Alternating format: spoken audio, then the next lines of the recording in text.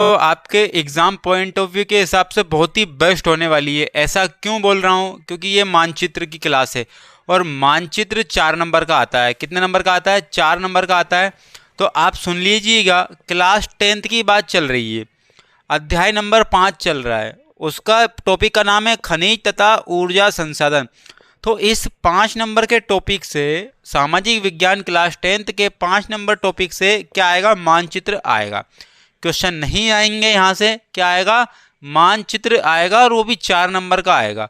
अब आपको यहाँ देखना होगा कि बहुत बेहतर तरीके से, अब रटने से काम नहीं चलेगा, क्योंकि रटने वाला समय गया। बहुत ही बेहतरीन तरीके से मैपिंग के द्वारा आपको सारी चीज़ें सीखनी पड़ेगी, तब जाकर के आप बहुत अच्छा कर पाओगे एग्जाम में।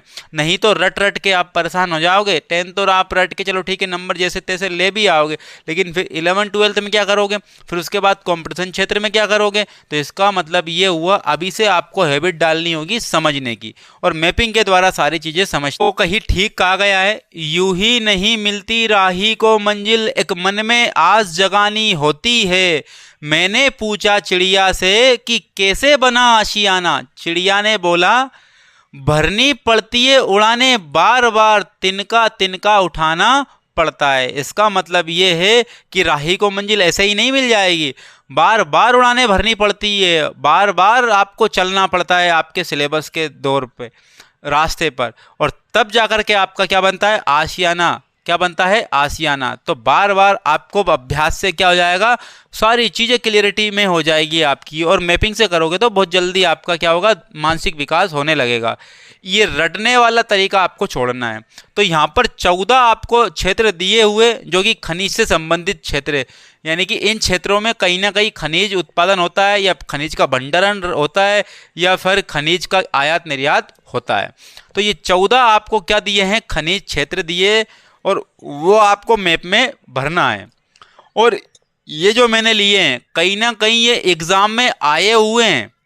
किसी ना किसी एग्ज़ाम में 2022 के में आ गए, 2023 के में आ गए, 2021 के में आ गए। तो ये बार बार क्या एग्ज़ाम में आए हुए हैं, वही ये क्षेत्र मैंने लिए हैं, वो भी खनिज क्षेत्र। तो आइए स्टार्ट करते हैं। अजमेर। तो अजमेर कहाँ पड़ता है? अजमेर पड़ता है राजस्थान में। कहाँ पड़ता है? अजमेर राजस्थान में पड़ता है। तो अजमेर को यहाँ डालेंगे हम। क्या? अजमेर को यहाँ डालेंगे। अजमेर पड़ता है राजस्थान, ये क्षेत्र राजस्थान का है। उसके बाद हजारीबाग। हजारीबाग पड़ता है झारखंड में। कहाँ पड़ता है? झारखंड में। हजारीबाग पड़ता है झारखंड में, और झारखंड कहाँ है? ये है झारखंड, ठीक है ना? ये यहाँ पर हजारीबाग कहाँ है? झारखंड में। तो हजारीबाग, तो ये लिख दिया हमने हजारीबाग। कहाँ पड़ता है हजारीबाग? झारखंड में। अजमेर कहाँ पड़ता है? राजस्थान में। आपको ये मैपिंग की लोकेशन भी धीरे धीरे क्या हो जाएगी? याद हो जाएगी, जब बार बार अभ्यास करोगे ना उससे। बालाघाट कहाँ पड़ता है? बालाघाट पड़ता है एमपी में। कहाँ पड़ता है? बालाघाट एमपी में। तो ये रहा एमपी, और एमपी के जस्ट नीचे की साइड पड़ता है बालाघाट, यहाँ पड़ता है बालाघाट। तो लिख दिया जाएगा बालाघाट, ठीक है ना? बालाघाट, ये बालाघाट लिख दिया। उसके बाद बालाघाट के बाद सुंदरगढ़ देख लेते हैं। क्या देख लेते हैं? सुंदरगढ़ को देख लेते हैं। तो सुंदरगढ़ पड़ता है छत्तीसगढ़ में। कहाँ पड़ता है? सुंदरगढ़ पड़ता है छत्तीसगढ़ में। तो छत्तीसगढ़ वाला क्षेत्र ये वाला है, तो सुंदरगढ़ पड़ेगा यहाँ छत्तीसगढ़ में। कहाँ पड़ेगा? सुंदरगढ़ छत्तीसगढ़ में पड़ेगा। सुंदरगढ़ लिख देते हैं यहाँ पर, सुंदरगढ़। तो ये सुंदरगढ़ कहाँ पड़ेगा? छत्तीसगढ़ में पड़ेगा। उसके बाद में आइए बेलाडीला। क्या देखेंगे हम? बेलाडीला। तो बेलाडीला भी कहाँ पड़ेगा? छत्तीसगढ़ में पड़ेगा। कहाँ पड़ेगा? छत्तीसगढ़ के निचले हिस्से में पड़ेगा बेलाडीला। ये सुंदरगढ़ है, सुंदरगढ़ के नीचे है बेलाडीला। क्या है? बेलाडीला, बेलाडीला। तो ये कहाँ पड़ेगा? बेलाडीला, ये पड़ता है छत्तीसगढ़ में। तो सुंदरगढ़ भी छत्तीसगढ़ में, बेलाडीला भी छत्तीसगढ़ में। अजमेर राजस्थान में, हजारीबाग झारखंड में, बालाघाट एमपी में, सुंदरगढ़ और बेलाडीला ये दोनों कहाँ पड़ते हैं? छत्तीसगढ़ में पड़ते हैं। और एग्जैक्ट लोकेशन पे ये मैं आपको यह मैप में लिख रहा हूँ।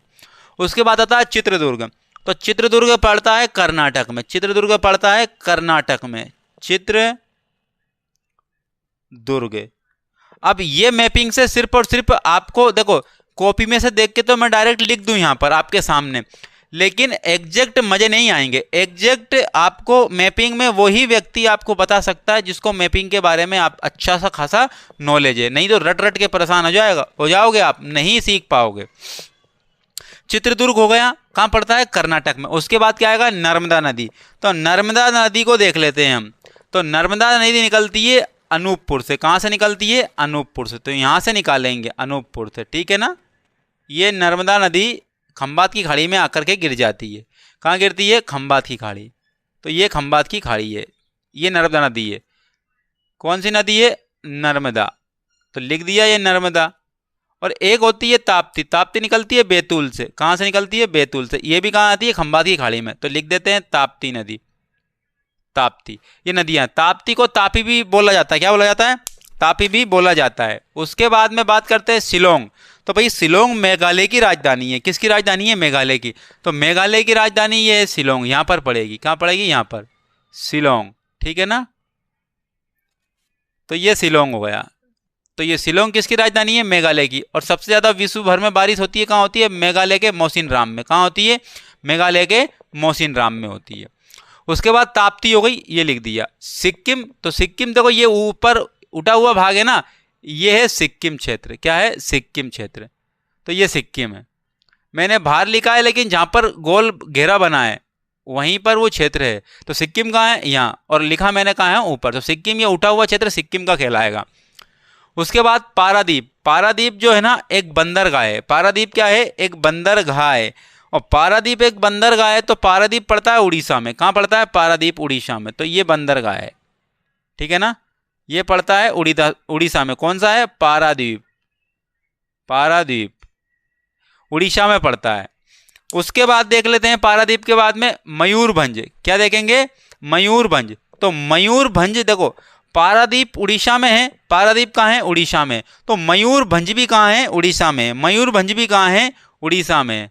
तो यहाँ पर मयूरभंज भी कहाँ होगा? उड़ीसा में होगा। मयूरभंज, मयूरभंज। तो मयूरभंज कहाँ है? उड़ीसा में। पारादीप कहाँ है? उड़ीसा में है। उसके बाद देख लेते हैं कुद्रेमुख। तो कुद्रेमुख ये कर्नाटक में है। कुद्रेमुख कहाँ है? कर्नाटक में। तो चित्रदुर्ग है, यहीं पर एक और खदान है खनिज की, कुद्रेमुख। क्या है? कुद्रेमुख। तो ये कुद्रेमुख हो गया। तो ये कुद्रेमुख और चित्रदुर्ग जो है ये खनिज है क्षेत्र कहाँ के? कर्नाटक के। ये दोनों कहाँ पड़ेंगे? कर्नाटक में। एक आता है भंडारा। भैया भंडारा कहाँ पड़ता है? ये महाराष्ट्र में पड़ता है। कहाँ पड़ता है? महाराष्ट्र में। तो यहाँ पड़ेगा भंडारा, महाराष्ट्र में। महाराष्ट्र। तो भंडारा जो है कहाँ पड़ेगा? महाराष्ट्र में पड़ेगा। अब मैं आपको बता दूं कि जो सारे क्षेत्र हमने देख लिए, ये सारे जो क्षेत्र है ना हमने देख लिए हैं, तो ये एक बार और रिपीट कर लेते हैं। और मैं इनका क्या लिख दूं?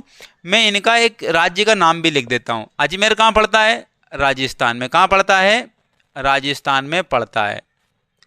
उसके बाद में नर्मदा कहाँ से निकली है? एमपी से निकली है और अनूपपुर जिले से निकली है। ताप्ती कहाँ से निकली है? एमपी से निकली है और बैतूल जिले से निकली है। बालाघाट कहाँ पड़ता है? एमपी में पड़ता है। कहाँ पड़ता है? एमपी में। और उसके बाद में अगर बात कर लें, महाराष्ट्र क्यों लिखा मैंने? भंडारा लिखना था ना यहाँ पर। तो क्या लिखना था? भंडारा। भंडारा कहाँ पड़ता है? महाराष्ट्र में पड़ता है। तो लिख लेते हैं एक बार, भंडारा। भंडारा तो कहाँ पड़ता है? ये महाराष्ट्र में पड़ता है। तो महाराष्ट्र में पड़ता है, इसको लिखेंगे महाराष्ट्र। क्या लिखेंगे? महाराष्ट्र।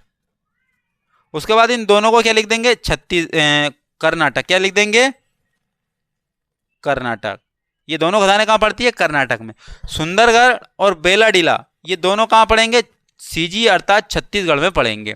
पारादीप और मयूरभंज ये दोनों कहाँ पड़ेंगे? उड़ीसा में पड़ेंगे। कहाँ पड़ेंगे? उड़ीसा में पड़ेंगे। शिलोंग किसकी राजधानी है? भैया मेघालय की राजधानी है शिलोंग। किसकी राजधानी है? मेघालय की राजधानी है शिलोंग। सिक्किम, सिक्किम राज्य है खुद ही। हजारीबाग कहाँ पड़ता है? बिहार में पड़ता है। कहाँ पड़ता है? सॉरी बिहार नहीं, झारखंड। कहाँ पड़ता है? झारखंड। झारखंड। तो ये चीजें आपको दिखी है यहाँ पर और मैप में आपको समझाई भी है मैंने। एक बार फिर देखेंगे। अजमेर कहाँ पड़ेगा? राजस्थान में। ताप्ती और नर्मदा नदी दोनों कहाँ से निकली है? मध्य प्रदेश से निकली है। बालाघाट कहाँ पड़ता है? एमपी में पड़ता है। भंडारा कहाँ पड़ता है? महाराष्ट्र में। एक तो सुंदरगढ़ और एक बेलाडीला, दोनों की दोनों जो है ना खनिज संसाधन है, क्षेत्र हैं, ये कहाँ पड़ते हैं? छत्तीसगढ़ में पड़ते हैं। कुद्रेमुख और चित्रदुर्ग दोनों कहाँ पड़ेंगे? कर्नाटक में पड़ेंगे। पारादीप मयूरभंज जो है कहाँ पड़ेगा? उड़ीसा में पड़ेगा। शिलांग किसकी राजधानी है? मेघालय में। हजारीबाग कहाँ पड़ेगा? झारखंड में। सिक्किम